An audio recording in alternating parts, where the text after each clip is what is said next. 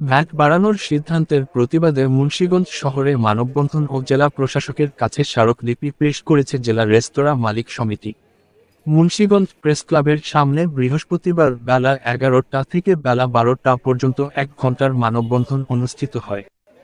পরে জেলা প্রশাসক ফাতেমাতুল জান্নাতের কাছে বাংলাদেশ রেস্তোরাঁ মালিক সমিতির সভাপতি ওসমান গনি ও মহাসচিব ইমরান হাসানের স্বাক্ষরিত স্মারকলিপি পেশ করে।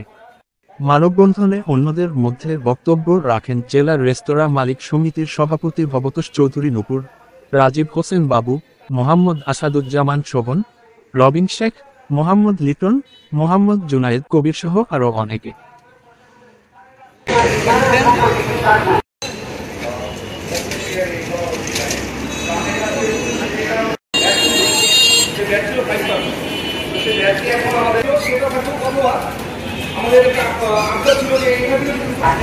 তাদের দিকে খেয়াল রাখুন।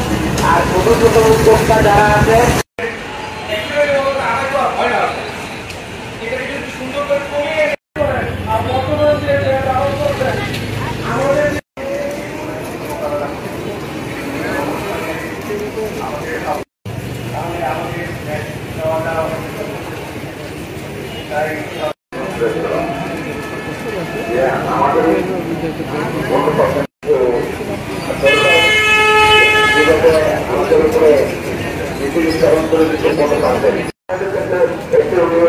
আপনারা আমাদের নাগালের মধ্যে রাখেন।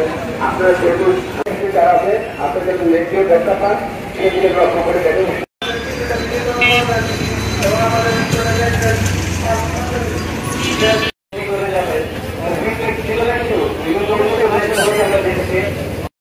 প্রত্যেকটা পাঁচজনের সাথে একটা ফ্যামিলি জড়িত।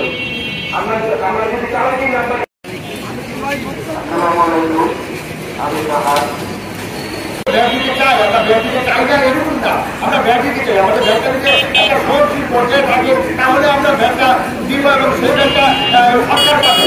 আমরা ব্যাট দিয়ে এবং বিভিন্নভাবে এই ব্যাট প্রস্তুত হয়ে যায়, যেটা সরকার করলে আমাদের ব্যাট পাওয়া যায়। পাশাপাশি আপনারা জানেন যে এই যে ব্যাটের যে বৃদ্ধির কারণে বহু রেস্টুরেন্ট কিন্তু বন্ধ করতে এখন একটা রেস্টুরেন্টে প্রায় আপনার না হলেও 10 থেকে 15 জন কর্মচারী সহ মালিক সহ একটা পরিষ্কার করে একটা ফ্যামিলি 4 থেকে 5 জন হলে এই 15 জনের সদস্যের 5 জন করে সদস্যের ফ্যামিলি কি অবস্থা হয়ে দাঁড়াচ্ছে, কতগুলো মানুষ এই রেস্টুরেন্টের সাথে সম্পৃক্ত।